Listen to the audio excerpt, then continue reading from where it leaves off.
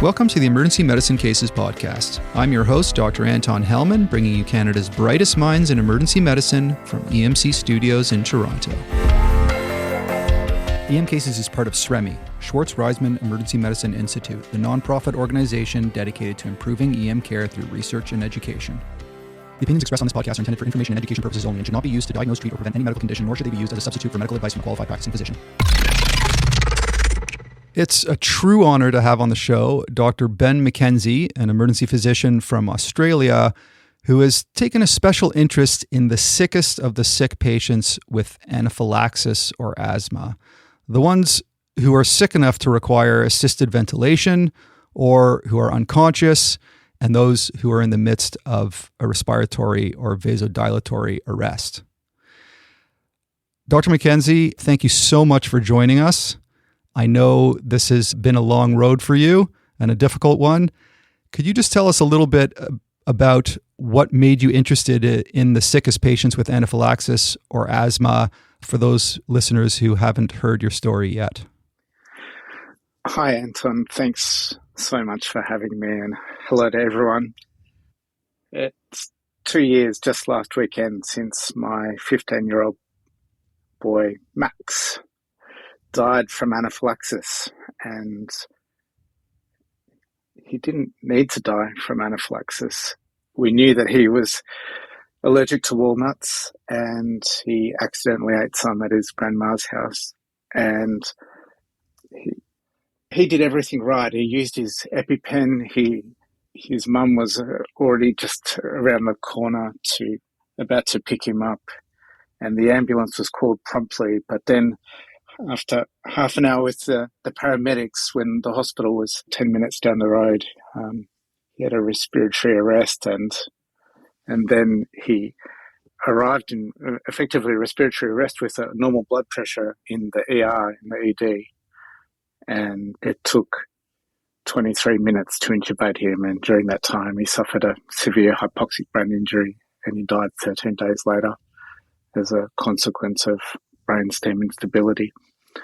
And I had to participate in his resuscitation when I got there because things weren't happening as they should. And I guess, part of this is really making sure that people understand what the physiological issues are so that no family has to go through what we've been going through over the last 2 years. And so, as healthcare professionals, we think that it won't happen to us, but it can, as you know. And all of Max's friends who we spent last weekend with, they're incredible boys. They were 14 and 15 years old when they were lowering Max's coffin into the ground.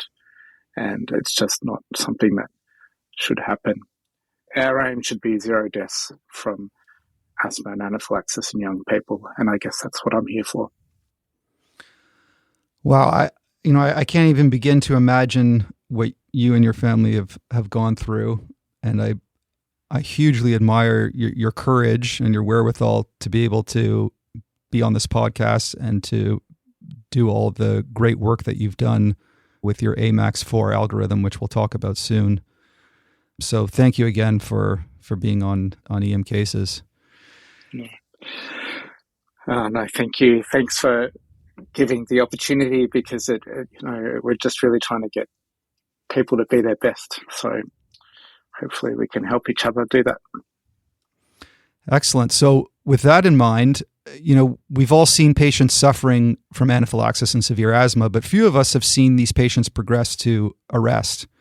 And these patients may be arresting from hypoxia. It might be a respiratory arrest, like in Max's case, or from vasodilatory shock, or from both, I suppose. The trick here is trying to predict which patients will get that sick. Are there any clinical clues that can help predict which patients might be heading towards arrest so that we know that we need to act fast and aggressively now?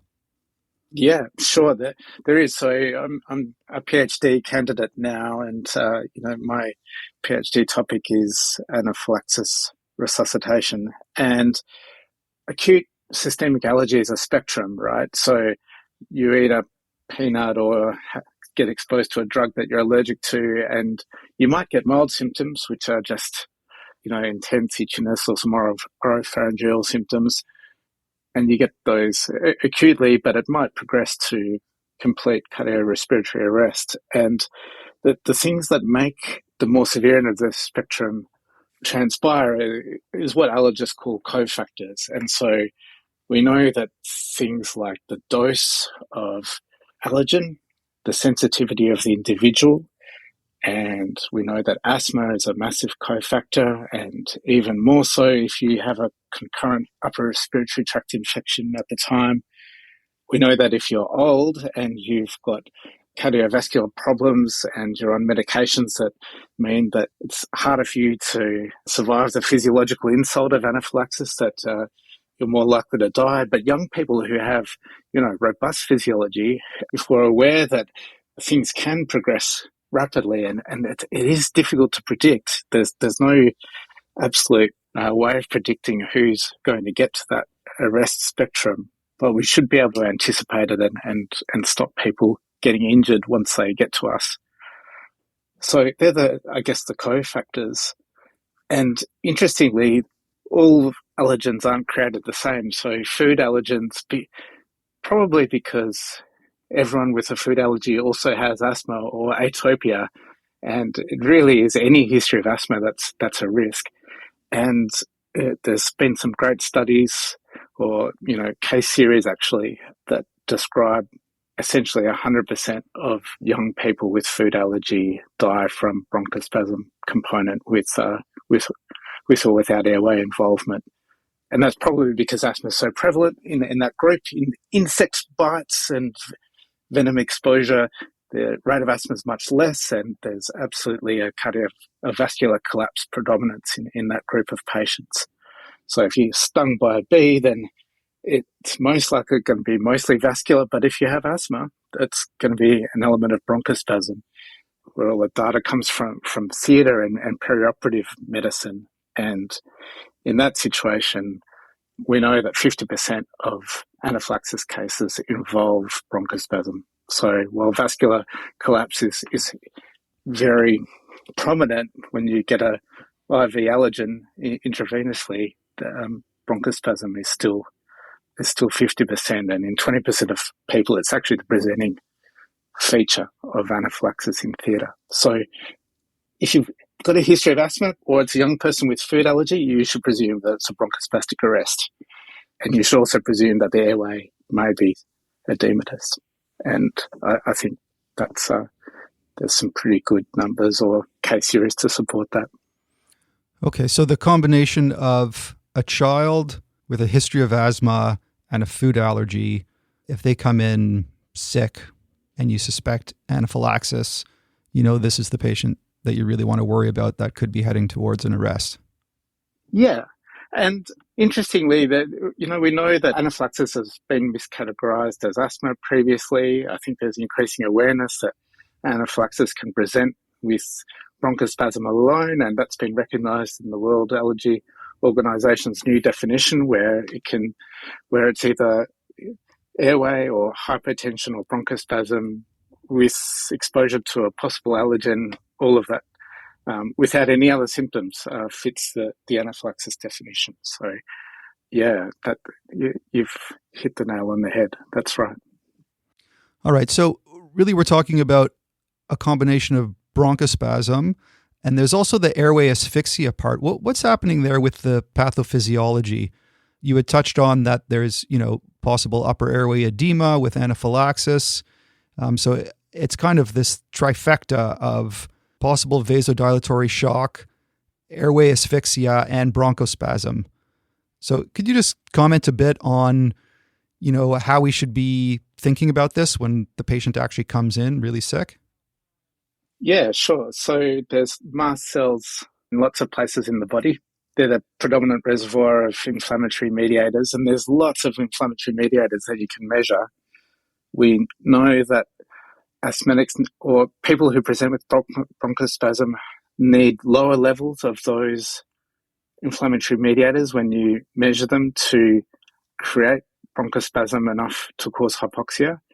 But in the airway, there's angioedema that occurs, and that can be in the oropharynx, so tongue, and soft palate, or it can be laryngeal. So even if you get the laryngoscope easily past the oropharynx because the tongue's not too bad and there's not too much swelling that you can see on the way down, the larynx itself may be edematous, and you still might see the cords, but it's going to be pretty tight, like croup. It's unusual to intubate croup, but I've certainly done a couple in my time, and you see the cords, but it's hard to get the tube in. You need to pick a tube that's a size lower or even two sizes smaller, and that's the same case in anaphylaxis. And so you just need to be prepared for that, and that kind of becomes important later when we're talking about the timeframes required to avoid hypoxic brain damage. So if you're having trouble, it might not be because you're a bad intubator. It might be because you're a good intubator, but it's actually a tough situation. And that's worth thinking about beforehand. Yeah, great point. So we really need to be thinking, again, in terms of bronchospasm, upper airway edema, and vasodilatory shock all at the same time, and to expect that when you look in, you might be seeing just a massive pink tissue and really nowhere to go, or you might see somewhere to go, but you try and go and you get stopped. So we'll talk a little bit more in a bit about specific airway management, but I want to first talk about adrenaline, or in North America, we call it epinephrine, but we'll call it adrenaline for now. No, we can call it epinephrine. Okay. I'm here for you guys, for sure. Thank you. So let's talk about the dose, route, and timing of epinephrine then. We all know that epinephrine is the first line medication for anaphylaxis, and that we don't want to be messing around initially with antihistamines and steroids, that it's really all about epinephrine. And, we know that the starting dose is typically in the adult of 0.5 milligrams intramuscularly in the thigh, and then we repeat it. And that's what we're doing most of the time for anaphylaxis. But with these really, really sick patients, we need to start thinking outside of that box of just IM 0.5 milligrams. Could you talk to us a bit about the dose, the route, and the timing of epinephrine in these really sick patients? Yeah, for sure. I mean, look, the first thing to say is these sick patients are rare. So, 90% of the time, 0 or 1 dose of epi in the doses you've just described is all you need. And because some anaphylaxis gets better by itself before they even get to hospital, and because it gets better after 1 dose, it's kind of easy to get lulled into this false sense of security that you think, oh, well, all those anaphylaxis gets better. I just need a dose of epi and it'll be fine. 10% get 2 doses and 3% need some IV. Now, the thing is, when you have a young person who's dying in front of you, people need to know that it takes 5 to 8 minutes to get a peak dose of adrenaline from your intramuscular dose. So if you think that things are going fine and you've got 8 minutes to wait, that's great. But if your patient is an extremist, then that's too long. They need epi now, and that means that you need to give an IV dose where the effect is instant. We're talking about patients who grossly hypoxic, grossly hypotensive, where their cognitive state is starting to deteriorate because they're either hypoxic or not perfusing their brain and they need help now. A key point is that if your patient is still deteriorating despite 2 doses of IM adrenaline, as in their symptoms haven't turned the corner, because, that's our endpoint, is we're looking for this patient who starts to get better and turns the corner. But if that's not happening after 2 doses of IM adrenaline, then your antenna need to be up and you need to be prepared for the whole arrest situation. And that's when you reach for your IV adrenaline. That's when you start getting things ready. And if things turn the corner and while you're doing that, that's great. 2 doses of IM adrenaline and things are getting worse, or they just get worse in a hurry and the trajectory is downwards, that's when you need to really step in and go for the IV epi. That's a brilliant background on the dosing of epinephrine. I just want to talk a little bit more specifically about if you need to go for IV epinephrine, are you using push dose epinephrine, 9 milliliters of normal saline with 1 milliliter of crash cart epinephrine mixed in a syringe, and you just give, a milliliter at a time? Are you just giving a crash cart dose of epinephrine? Are you doing something different? What's kind of the easiest, most efficient way to give IV epinephrine in these cases? Yeah. Okay. So I think you don't want to give the full cardiac arrest dose if they're not in cardiac arrest. I think if they're in respiratory arrest and you are in an emergency, then the dose is 1 microgram per kilogram. And where that dose comes from is pediatric resuscitation guidelines in Australia and the UK. So in a 50 kilogram child, that's 50 micrograms, and that's easy. That's half a mil of the 10 mil solution, which you just mentioned. Now, if they're awake and talking to you, you may not want to give that full 1 microgram per kilo as a push dose. You might want to give that over a few minutes or 5 minutes, or even in little increments. So give 10 or 20 micrograms at a time. But if you're in a panic and your patient's in extremis and you think they're dying, then the answer is 1 microgram per kilogram, and that's a push dose intravenously. Okay. So from a practical perspective, if you get a patch in that there's a patient coming in anaphylaxis who's sick, then you might want to really consider preparing your push dose epinephrine in advance. And then it's relatively easy because then you just know you've got it in advance and you give your 1 microgram per kilogram. But again, as you say, sometimes this is a panic situation. If you are in a so-called panicked situation and you just need to give something right now and you don't have time to mix up push dose, because it does take a bit of time to mix it up, what's your recommendation? Yep. So your crash cart epi is 1 milligram in 10 mils. Is that right? Yeah. So yeah, half a mil. Half a mil or 1 mil, you just give that out of that crash dose. If you look at my website, on the AMAX4 website, then I've got the video of how to easily draw up dilutions for both big and small people. But if you're in a panic, half a mil or 1 mil of the crash cart dose is the way to go. Okay, great. So with IV epi, if you need a go-to number and a go-to dose, because things are overwhelming, it's 1 microgram per kilogram, and that can be given every 30 seconds to 10 minutes. So you get a response, then you can wait, and you feel like you need some more at 5 minutes, you give it at 5 minutes. But the dose is 1 microgram per kilogram every 30 seconds to 10 minutes. That's a fascinating fact that intramuscular epinephrine peaks at 5 to 8 minutes because hypoxic brain injury ensues in 4 minutes. So according to that physiology and timing, intramuscular epinephrine is not going to prevent hypoxic brain injury in these patients. And so that's one of the reasons you want to go straight to intravenous epinephrine. It's interesting with epinephrine that there's one peak at 5 minutes, and then interestingly in all the EpiPen studies in healthy subjects there's a second peak at 40 minutes. And it's fascinating, and we're not really sure why that occurs, and maybe it's because there's just a secondary reabsorption from the intramuscular dose, but the pharmacokinetics are not as predictable as we think. So there's this lull at 20 minutes and then a lull at 60 minutes, where the times where you might get these sort of waning symptoms or recurrence of symptoms when your epi levels are falling. Yeah, it's really interesting.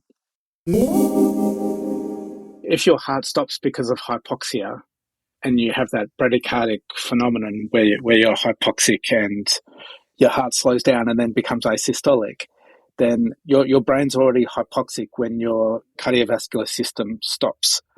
So hypoxic brain injury actually happens much quicker, in contrast to VF, where your SATs are 100% when your cardiovascular system stops. And with CPR, your SATs might sit there for some minutes. So I think understanding that hypoxic cardiac arrests, that the time of 4 minutes of brain injury is generous. It's probably shorter because you're already hypoxic at the time that your heart stops and that circulation ceases. So that underlines the importance of securing the airway and providing oxygenation and ventilation as soon as possible for these patients. So let's move on to airway management. I've been in situations where I see really bad asthmatics who seem to be tiring, and my usual approach is to actually try and avoid intubation whenever possible, because I was taught that there's this myriad of problems when you intubate a severe asthmatic, that, you take away their drive to breathe, and then you'll cause an arrest, and there's airway pressures that are stacking up, and you're causing pneumothoraces and all these other problems.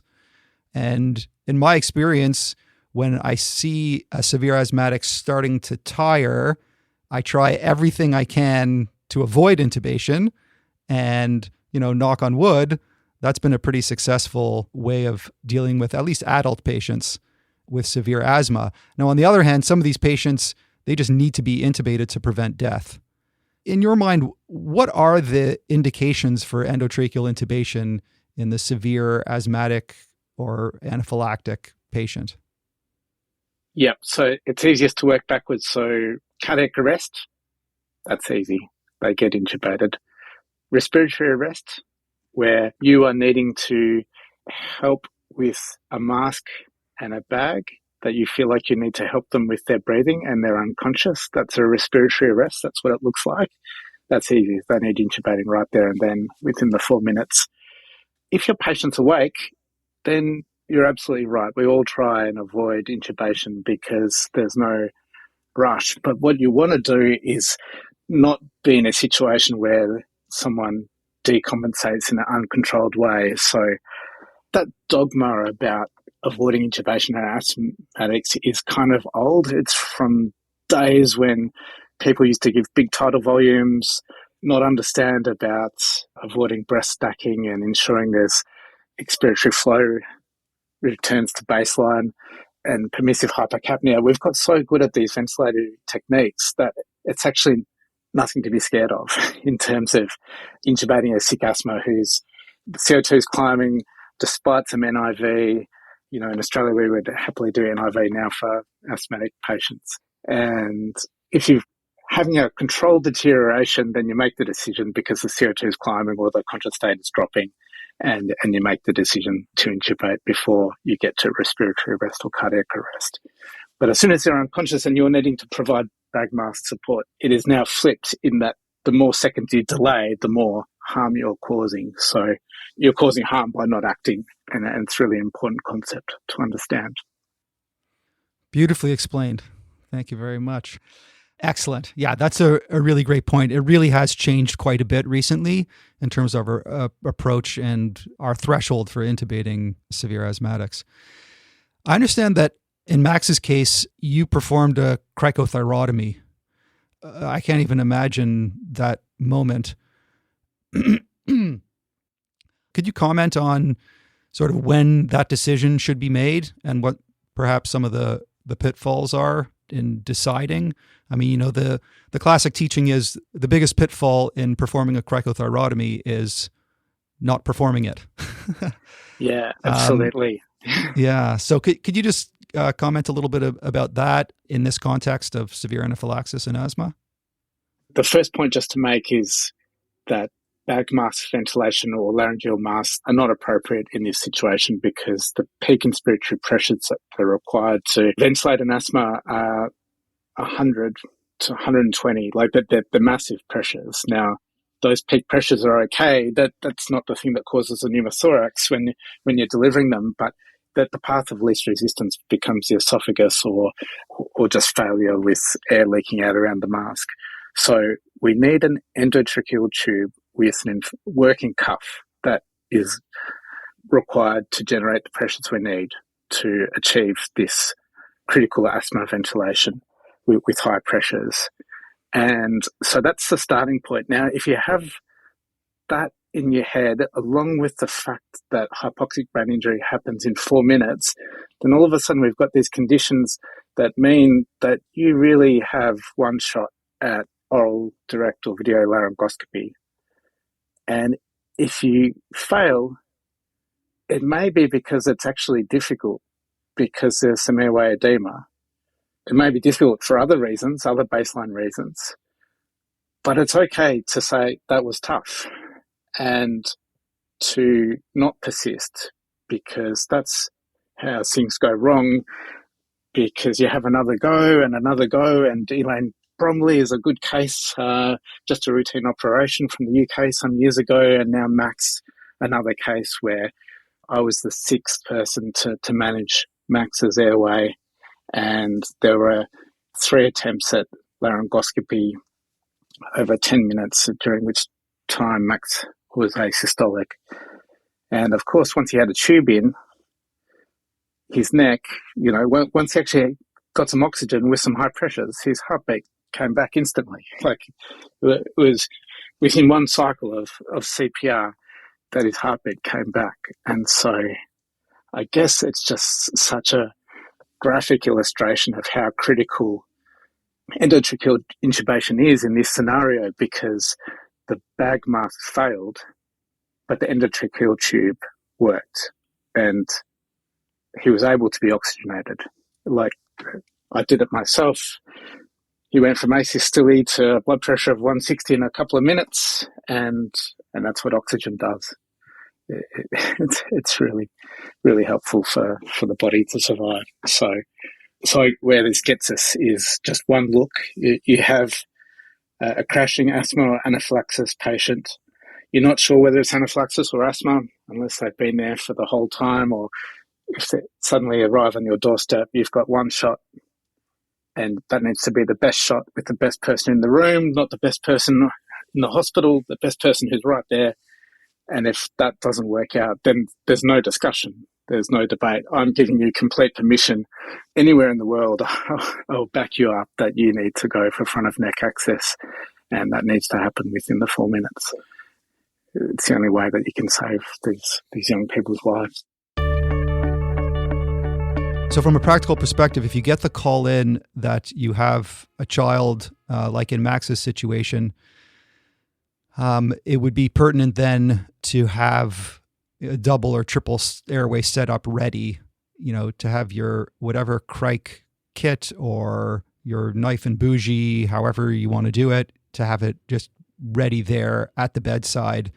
And just having it there at the bedside already is sort of preparing your team for the possibility of going to front of neck access. Yeah, absolutely. It should be part of your setup, and it's such a unique situation, anaphylaxis. It's rare, but it'll happen to one of your listeners for sure.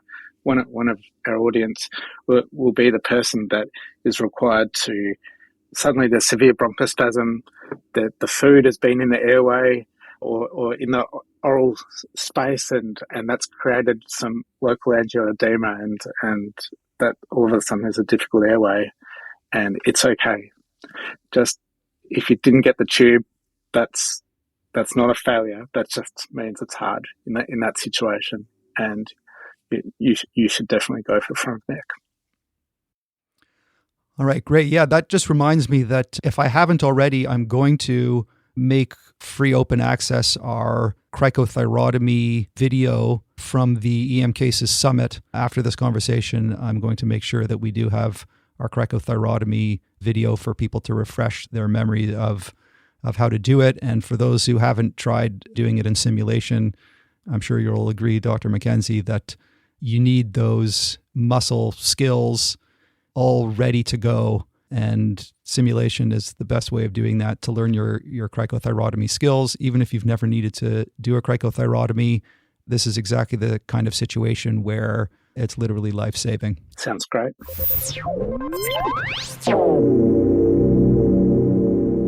So, Dr. McKenzie, you've brilliantly come up with this AMAX4, that's AMAX4 algorithm. You created this, and it's on your website. It's amax4.org. Is that the website? Yep. Yeah. So people can go to there. We'll have this in the EM Cases show notes as well. But I just want to go through the algorithm. So A stands for adrenaline. M stands for muscle relaxant. A stands for airway. X stands for a series of things, extreme care, and we'll get into those. And the 4 is 4 minutes until the hypoxic brain injury, like we were mentioning. Can you just run through for us your algorithm? Yeah, so the starting point is that we need to know what the indication is for this algorithm, and the indication is an asthma or anaphylaxis arrest that is requiring bag valve mask support, which I call respiratory arrest. And respiratory arrest may be accompanied by hypoxic seizures or some non-purposeful movements, but as soon as people aren't responding to you and you're feeling like you need to help them breathe in this particular condition, then you need to act. And so that's the indication for this algorithm. So effectively, it's the cardiac arrest algorithm for asthma and anaphylaxis. And the A or the E is for epinephrine, adrenaline, and it's 1 microgram per kilo, or if there's cardiac arrest, then it's the full cardiac arrest dose, so 10 micrograms per kilogram. The muscle relaxant is there to give you permission to act now and to make it very clear that you only have 1 shot. And so the 1 shot has to be the best shot at laryngoscopy. And so that means giving muscle relaxant. And so it's really there as a cognitive aid to give you permission to go ahead with the airway and to give yourself permission to give the best conditions. Now, you don't need sedation. The sedation comes later. Their awareness is already compromised, so the midazolam or whatever you like to sedate your patients with is on the way in the next 5 or 10 minutes. The A is for airway, and it really should just be endotracheal tube because the cuff's required. Once you've given muscle relaxant, most people think that the airway is going to be a tube, so we're trying to get people to focus on this rapid intubation, and it doesn't matter whether it's orally or surgically front of neck. It has to, that's what the A is. And then the X is really to add on it's about extreme ventilation, extra bronchodilators, extra vasopressors. And so when I say extra bronchodilators, you're just adding it on all your asthma management things that you would normally do. Don't be scared of magnesium. It's not that much of a vasodilator, and they're already getting high-dose vasopressor. You know that the magnesium's okay, even if you read somewhere that it says, be careful, we're trying to save this person's life. And the 4 is about the 4 minutes. And if you could say AMAX4 in a different way, it would just be intubate in 4 minutes and give some adrenaline. It's as simple as that, but it's trying to give you some specific cognitive direction to help in a situation that can unfold very rapidly. And that's a problem with this condition is sometimes, 99% of the time it's fine, but that 1% of the time it can unfold in minutes. And the 2 cases that are presented on my website gives a timeline, like Max's deterioration and another boy, James Sindos, his deterioration happens within minutes. In healthcare, both in healthcare, they both happen in front of health professionals.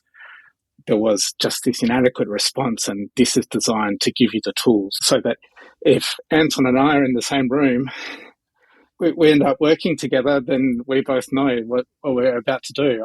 I'll take the front of neck, you can take the tube, and someone else is putting in the epi, and we're doing it all in 4 minutes together, and we just have a complete understanding of what's about to happen. And that's kind of where we need to be for these cases. Mm-hmm. That brings up the importance of practicing simulations. It seems like the only way you can coordinate, just like you described, is, Ben, if you and I did a simulation together. Yeah. If we did work at the same hospital, the best simulations are the ones where your whole team is actually doing simulations together, nurses, RTs, and the physicians and anyone else involved who would be involved in a real case to do the simulations. So yeah, I just had to put a little plug in there for simulation. Totally. Just on that point, in Australia, we've got into this whole concept of checklists that we want to checklist everything before we do an RSI in the emergency department. And that's great, except that in this particular situation, we're relying on all of our simulated practice as well as all of our experience to do it without a checklist, because there's no time for a checklist. We're relying on our practice skills and all those times that we did simulate it together, and we did use a checklist so that it becomes second nature when we actually need to do it. all of a sudden in 4 minutes. Dr. McKenzie, I'm going to make you a promise now that I will do my very best to make one of our simulations that we do in the next EM Cases Summit conference on anaphylaxis and asthma, just like Max's case. That would be amazing. That would be very special. And really, our aim as healthcare professionals is to have zero deaths, at least, zero injury or zero deaths for people who arrive to us uninjured already, that we can get them safely through what is really a short illness. It only lasts for hours, anaphylaxis. Asthma is a bit longer, but you don't need to keep them alive for that long for them to get better. Absolutely. I just want to highlight a few of the things from your great AMAX4 algorithm. One is to highlight that despite concerns over removing ventilatory drive with a paralytic, it is imperative that you use a paralytic. So that is the M, the muscle relaxant. That you're going to go very aggressive with bronchodilators, and in particular, do not be afraid to use magnesium. Even if they're in shock, they're getting so much adrenaline, epinephrine, that any concerns over hypotension caused by magnesium should not be a concern. That the bronchodilatory effects of magnesium are going to outweigh any concern about decreased blood pressure with magnesium, and that many of these patients will develop a pneumothorax. Just to make sure that you keep that in mind, keep it on your radar, and that you might need to do empiric finger thoracostomies if needed. Yeah, and on that note, the highest rates in the literature are really when there's an arrest and CPR. So if you've had to do CPR on a patient, then it should be super high on your radar.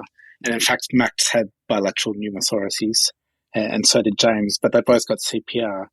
So whereas pneumothorax rate in intubated asthma patients who deteriorate in a controlled way, it's low. We're good at doing this small volume, high pressure, long expiratory phase ventilation, and pneumothorax rates are low in asthma ventilated patients. But as soon as there's an arrest involved, whether it's because everyone's panicking and giving big volumes, or because people aren't allowing adequate expiration, or there's CPR involved at the same time, it needs to be on your radar in that situation. Well put. Yeah. Dr. McKenzie, how about we end with a call to action? If there was going to be a call to action, so to speak, what would be your call to action when it comes to anaphylaxis and severe asthma? Practice. Understand the disease. Aim for zero injuries and death in young people, and understand the AMAX4 algorithm so that you can navigate that and stop another family going through what we're going through. I'd be very grateful, and I'll be standing there beside you in spirit as it unfolds. But yeah, go for it, guys. Make the world a better place. I couldn't have said it better myself. You are an incredible human being, Dr. McKenzie. Thank you so much again for taking the time and for all the work you've been doing on this topic. Yeah, thank you for having me, and thank you to all your listeners for doing good work and being the good healthcare professionals that they are. Take care, everyone.